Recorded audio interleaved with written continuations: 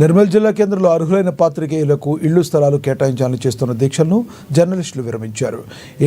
జిల్లా ఇన్ఛార్జి మంత్రి జూపల్లి కృష్ణారావు ఇచ్చిన హామీతో పాటు కలెక్టర్ అభిలాష్ అభినవ్ సానుకూలంగా స్పందించిన నేపథ్యంలో రిలే నిరాహార దీక్షలను తాత్కాలికంగా విరమిస్తున్నట్లుగా బుధవారం తెలిపారు. సాధ్యమైనంత త్వరగా తమ ఇళ్ల స్థలాలు ఇవ్వాలని మరోమారు కోరుతున్నట్లుగా తెలిపారు. లేని పక్షంలో తమ నిరసనలు ఈసారి మరింత ఉధృతం చేస్తామని స్పష్టం చేశారు. 9 రోజుల పాటు కొనసాగే రిలే నిరాహార దీక్షలకు సంఘీభావం తెలిపిన పార్టీ సంఘాలు, నాయకులు, బాధ్యులందరికీ పేరు పేరున కృతజ్ఞతలు తెలిపారు.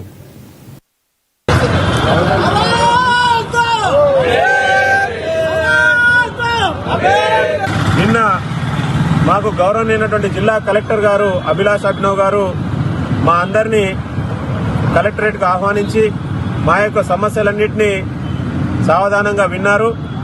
మేము ఒకటే చెప్పాం, మేడం, మాలో చాలామంది పేదవాళ్ళు ఉన్నారు, ఇళ్ల స్థలాలు లేక ఇందిరమ్మ ఇళ్లకు అర్హులు కాలేకపోతున్నారు.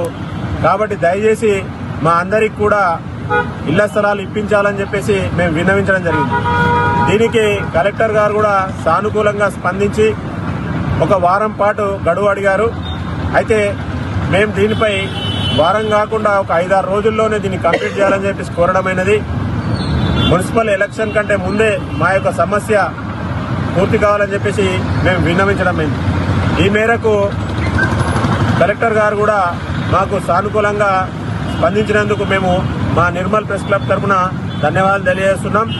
దయచేసి మేము కోరుకునేది ఒక్కటే, మాకు ఈ 2-3 రోజుల్లో మా యొక్క ప్రాసెస్ స్టార్ట్ చేసి ఈ 5-6 రోజుల్లోనే కంప్లీట్ చేసి మరో జనవరి మొదటి వారంలోనే మాకందరికి కూడా ఒక ఇంటి స్థలాల కోసం ఒక స్థలాన్ని కేటాయించాలని చెప్పేసి మరొకసారి విన్నవిస్తూ మేము ఈరోజు 9వ రోజు దీక్షను తాత్కాలికంగా విరమిస్తున్నాం. ఈ 5-6 రోజుల పాటు మా సమస్య ఒక కొలిక్కి వచ్చేదాకా మేము తాత్కాలిక విరమణలోనే ఉంటాం. ఇప్పుడు నిమ్మరసం తీసుకోవడం కానీ ఇవన్నీ ఏం చేయడం లేదు. ఎందుకంటే మేము తాత్కాలిక దీక్ష విరమణలో మాత్రమే ఉంటామని చెప్పేసి తెలియజేస్తున్నాం. దయచేసి మా ఆరాటాన్ని, మా ఆవేదనను, మా బాధను అర్థం చేసుకొని అధికారులు కానీ, పాలకులు కానీ, ప్రతిపక్ష నేతలు కానీ, ప్రజలు కానీ అర్థం చేసుకోవాలని, నిర్మల్ జర్నలిస్టుల సమస్యకు మీ అందరి మద్దతు తెలపాలని చెప్పేసి మా నిర్మల్ ప్రెస్ క్లబ్ వేడుకుంటోంది. దయచేసి అందరూ